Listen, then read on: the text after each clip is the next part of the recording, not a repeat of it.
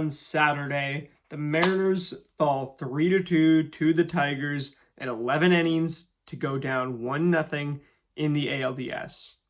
Welcome to the Dom Skiing Channel, your one-stop shop for the Mariners storylines on Seattle's minds. And the Mariners begin the 2025 postseason with an extra innings loss. There's 2 straight games at T-Mobile Park in the postseason. The 2 in the last 24 years have both gone to extra innings, and we've lost both of them.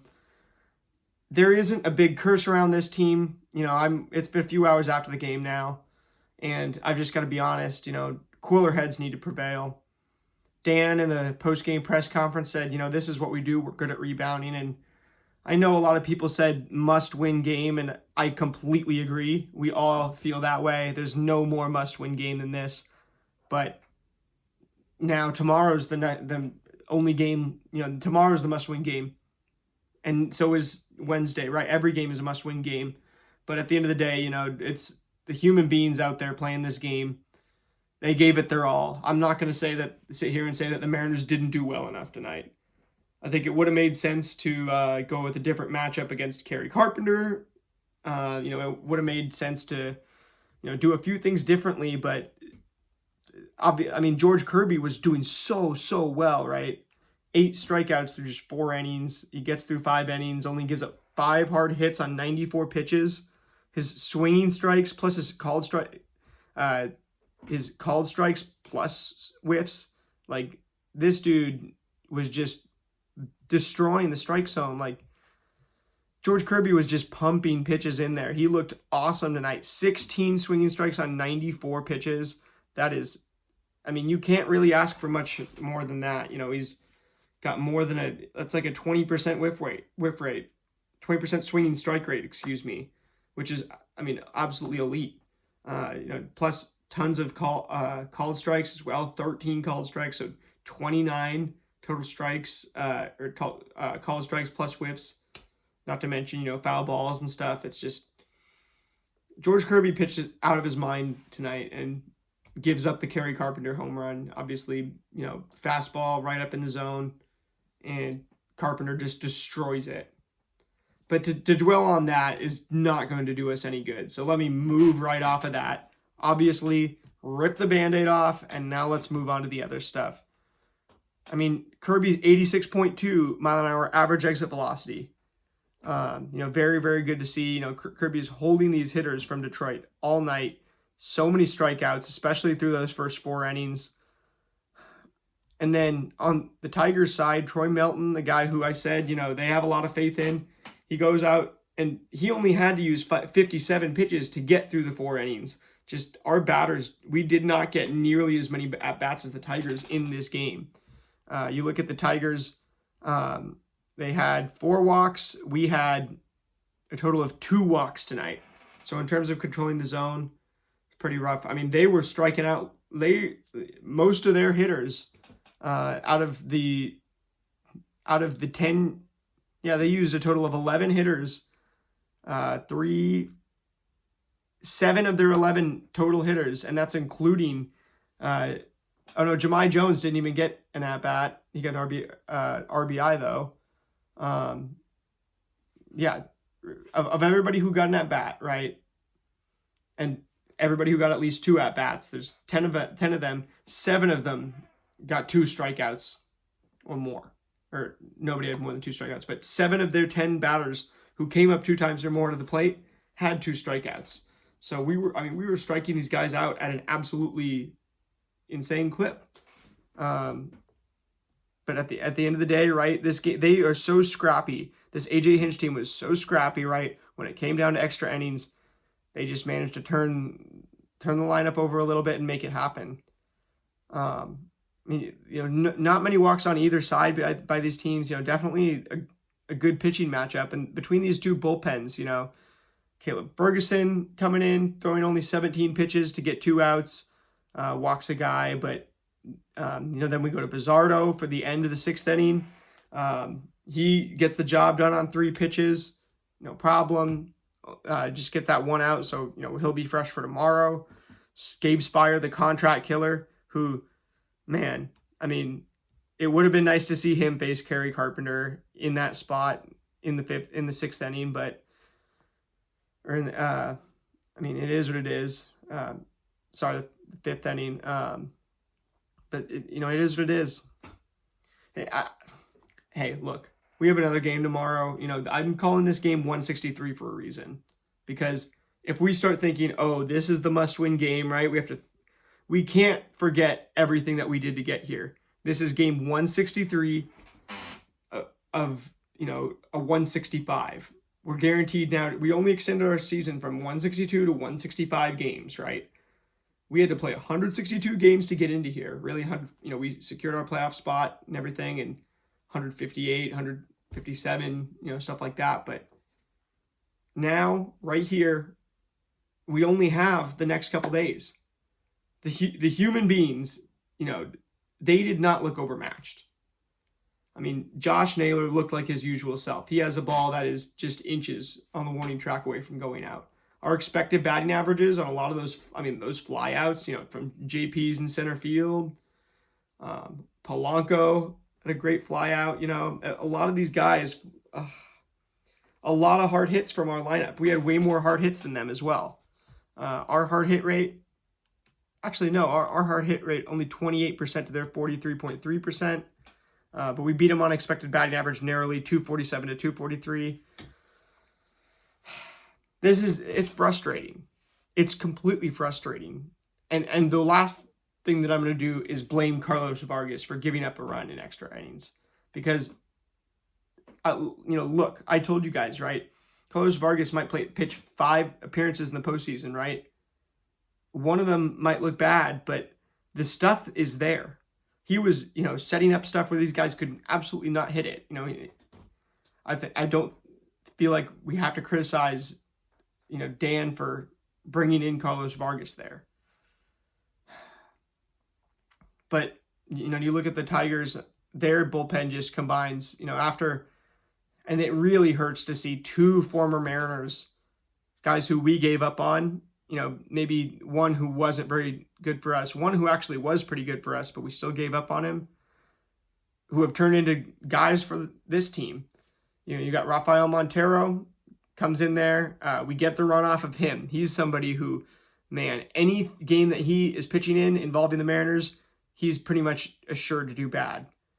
At least as history says. But Will Vest, man, he comes in, gets those 2 huge innings just right out of the way, 2 strikeouts, 19 pitches, no hard hits. And Troy Melton, George Kirby only allowed 5 hard hits on 94 pitches. Troy Melton allowed 6 hard hits on 57 pitches. But man, was the ball dying or what tonight? It was dying. The ball was dying on the warning track. Naylor's homer, Naylor on the TV, that looked like a homer absolutely off the bat. And for Naylor, it kind of, it really does a lot of the time, but I don't want to run out of words to say, but at this point, right, you look at the lineup, and I know a lot of people have already addressed this and stuff, but you look at this lineup, we just didn't get anything from, the 5 through 9 hole. 5 through 9 hole, not a single hit, not a single walk. You had Naylor get a walk, right? 0 for 4, but did get a walk. You have Julio, who absolutely goes off in this one. I picked him at a home run. He hits a home run. And you really can't jam Julio anymore because he's just finding a way to hit all these pitches. He goes 3 for 5. Cal goes 3 for 5.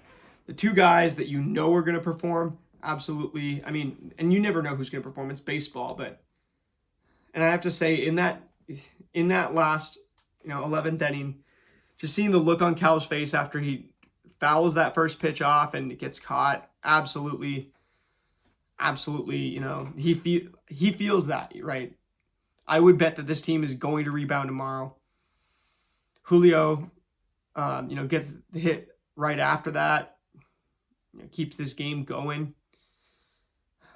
And Randy, scores a run, draws a walk. His at-bats didn't look half bad tonight either. His leadoff walk, he kept this game close. That our top guys are keeping this thing close. But outside of a Rosarena, Raleigh, Rodriguez, Naylor, just didn't have it tonight. But I'm willing to bet that they will tomorrow. This is all we got. This is all we need. Polanco, Suarez, Canzone, Robles, Rayleigh, Crawford. I believe in all 6 of those guys, right? They can all come through when we need them to. They didn't tonight, but I mean, this is as human a sport as there is.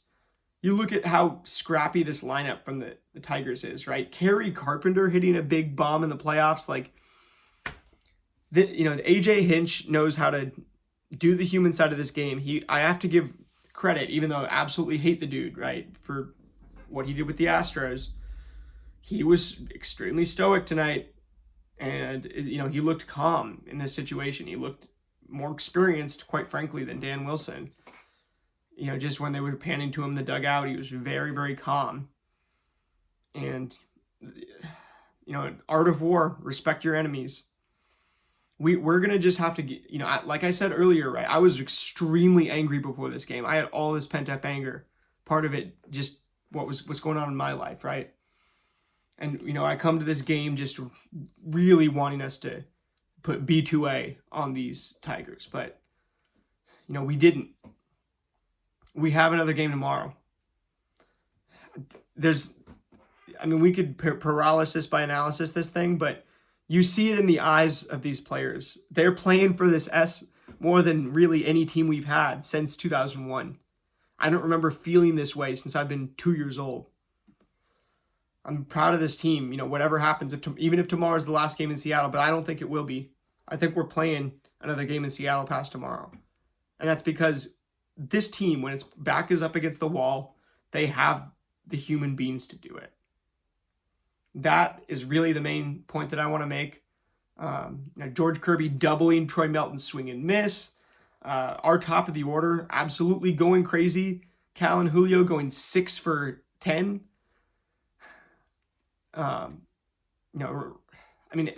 We did a lot of things great tonight. We just need a few more things to happen. And the Tigers, they do have a really rambunctious energy around their team where, guys like Zach McKinstry feel like a hard person to get out, or Parker Meadows ends up, getting this run in the playoffs from the 9-hole that just ends up being absolutely massive for them. This really tricky, Colt Keith gets 2 at-bats, and gets a hit, but then we're still going to pinch, we're going to get Jahmai Jones in there, and then we're going to get Wencio Perez in there for 2 at-bats. This is, it's scrappy play, and AJ Hinch, I'm not going to tip my cap to him until he wins this, unless he really outplays us. But, man, it's hard to look at today and say anything except, what? These guys are pretty good, these Tigers, right? They're really scrappy. They're really annoying. And they annoyed us at the beginning of the year, too. But tomorrow, it's simply we got to come out. We got to stick to every gun that we have, right? We got to stick to our scouting reports. We got to stick to the human beings in this clubhouse. We got to rally around each other. We have to inspire belief in each other. Luis Castillo, I have full faith that he is going to outduel Tarek Skubal tomorrow. Not because, I watched that first game of Tarek Skubal in the playoffs. He looked better than any pitcher I've seen in the MLB this season. I haven't seen a single start. Cam Schlittler's was awesome too in the playoffs. And I'm a huge Cam Schlittler fan. You'll know that if you've been following this channel for a while. But, Tarek Skubal comes out, throws these massive fastballs, really hard pitcher to hit. Luis Castillo on his day can go up against anybody. Will he have the changeup tomorrow? We've been covering it all season long, right? How many times is Luis Castillo going to throw that changeup tomorrow? Or is he really going to, is he going to get it done with a 4-seam, a 2-seam, and a slider? Honestly, I don't care at this point. I don't care about seeing anything for the future, right? I want now. This is the time where, and Jeff Passan said this on the radio on Tuesday. He told Brock and Salk. He said, look, I'm always saying that talent wins out, talent wins out, talent wins out. That's the best predictor of what's going to happen, right? I'll always bet on the talent. But in the playoffs now, I'd rather have a hot team than a good team. And the Tigers got a little bit of belief in that wild card. They brought it in here. The Mariners, I don't think the getting swept by the Dodgers was too bad. like I said, valuable reps. These postseason scrimmages kept the energy alive. I see the fight in this team, and I mean, anything can happen. At this point, I'm just gonna say anything can happen. I'm not gonna use the word must win. I mean, because I want to tell you guys a little bit more, but at the end of the day, right, tonight I don't have the energy to break it down even too much more than this, because I mean, our swing and miss stuff is still not where we want it to be. But we did a good job tonight. Troy Melton he got some good swing and miss on us. 8 on 57. That's a good rate. That's like if he had 104 pitches or 114, whatever, right? 16. That's pretty good. It's pretty good. Not as good as George Kirby, but pretty good. Then Brant Herter, no whiffs on 7 pitches. Rafael Montero, 1 whiff on 10 pitches. Tyler Holton, no swinging strikes on 9 pitches. By the way, whiffs and swinging strikes are the same thing. But whiffs are just like as a percentage of swings, and swinging strikes are as a percentage of pitches. So, if you're talking about how many of the pitcher's pitches that a batter swung and missed, it's swinging strikes. If you're talking about how many of the batter's swings did he miss the ball on, that's whiffs. So I will not use those words interchangeably. I'm being a little bit, I'm just annoyed right now, obviously, but Tyler Holton, 9 on 9 pitches. Tommy Canley, 3 on 10 pitches. He didn't look out bad. We did get a little bit of hard hits on that, changeup. And I mean, that series earlier in the year, that was where we kind of learned to hit the changeup. Learned to hit the slider a little bit more. But that Randy and Julio, I'm not worried about Randy and Julio. I'm not worried about the rest of the lineup either, is the thing. I won't even use worried as the right word. I'm struggling to find the right words tonight, but I appreciate you guys for bearing with me. Kyle Finnegan, 1 on 1 swing strike on 15 pitches. Will Vest getting his revenge, only 2 swinging strikes on 19 pitches, though. I mean, that's ultimate AJ Hinch type of guy, right? Super scrappy. Cater Montero, no swinging strikes on 12 pitches. George Kirby, 16 swing strikes on 94 pitches. Covered him. Now for our pitchers, right? 1 on 17 for Caleb Ferguson. Bizardo only needed 3 pitches and just didn't get any. Spire, 1 on 13 pitches, although he had a good inning. He's so dependable. Brash also so dependable, so nasty. 2 on 17 pitches, but they could not see or hit what he was throwing. Munoz going 2 innings for the first time all season. He gets 5 on 25 pitches. Absolutely elite. And he almost set him. I mean, Munoz went out and threw 21 sliders over 25 pitches. Just 2 sinkers, 2 four-seam fastballs. Man, Munoz is power sliding like Sway Lee used to do on that one song. Carlos Vargas, 4 swinging strikes on 24 pitches. So again, right, everybody wants to criticize Carlos Vargas right now. I am not going to go and place the blame for this on Carlos Vargas. Carlos Vargas stuff is nasty. Carlos Vargas stuff plays in the playoffs. Carlos Vargas gives up a run because the Tigers know what they're doing.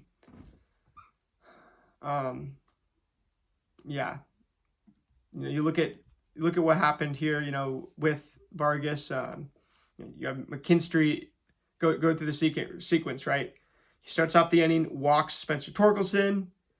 Then Cal goes up, gives him the mound visit, taps him on the chest, say, "Hey, we believe in you." Wencio Perez strikes out swinging next, right? Dylan Dingler strikes out swinging next. So Carlos Vargas goes out and gets that swing and miss, and he was really setting it up. Those at-bats, I think, were absolutely clinical. But then the next 2 at-bats, McKinstry and Baez. McKinstry singles on a ground ball.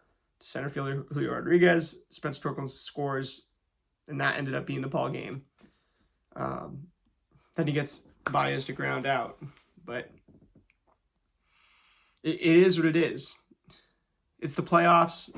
Results matter more than talent now. We saw what happened today, and we got to come back out tomorrow. We got to show fight. We got to show belief, because it's love, faith, and hope. I'm going to end it with that. Dan Wilson's words: love, faith, and hope.